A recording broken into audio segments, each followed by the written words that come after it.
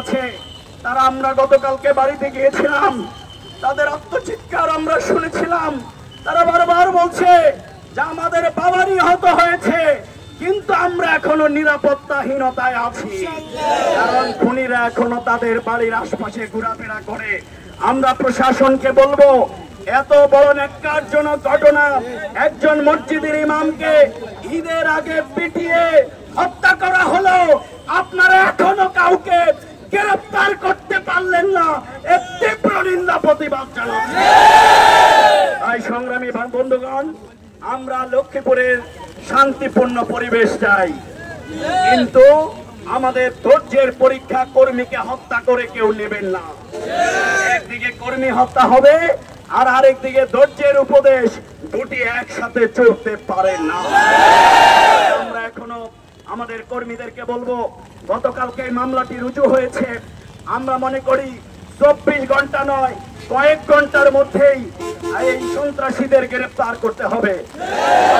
SP সাহেব বলেছেন, আমাকে বললেন যে আমরা সন্ত্রাসীদের খুঁজতেছি। আমি বললাম, আপনারা সেই পুলিশে তো গত 15 বছর আমরা যেখানেই থাকতাম আমাদেরকে ধরে নিয়ে আসতে পারতেন, এখন কেন আপনারা পারেন না আমাদের?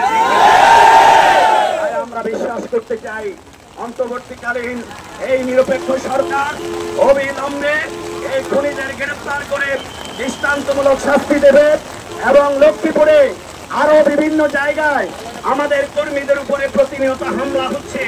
আমরা বলি, এই হামলা, এই ধমক, এই চক্ষুরাঙ্গানি বন্ধ করতে হবে। আমরা সহাবস্থানের রাজনীতিতে বিশ্বাস করি, শান্তিপূর্ণতার রাজনীতিতে বিশ্বাস করি। ডাক্তার শফিকুর রহমানের নেতৃত্বে এই বিপ্লব উত্তর বাংলাদেশে থানা পাহারা দেয়া, শহীদের পরিবারের পাশে যাওয়া, মন্দির পাহারা দেয়া আমরাই তো করেছিলাম। সুতরাং শান্তির নজির, সহাবস্থানের নজির আর কেউ দৃষ্টান্ত জামাত ইসলামী, ইসলামী ছাত্র শিবিরের মতো স্থাপন করার নজির নেই। তাই সংগ্রামী বিক্ষুব্ধ কর্মী ভাইরা, আপনারা আজকে এই বৃষ্টিতে ভিজে আমরা আজকে আবার প্রমাণ করেছি আমাদের ভাই রক্ত ঝরেছে। এই খুনিদের গ্রেফতার না হওয়া পর্যন্ত আমরা রাজপথে থাকবো। নয়া চিত্র, নতুনত্ব তথ্যের বাহক।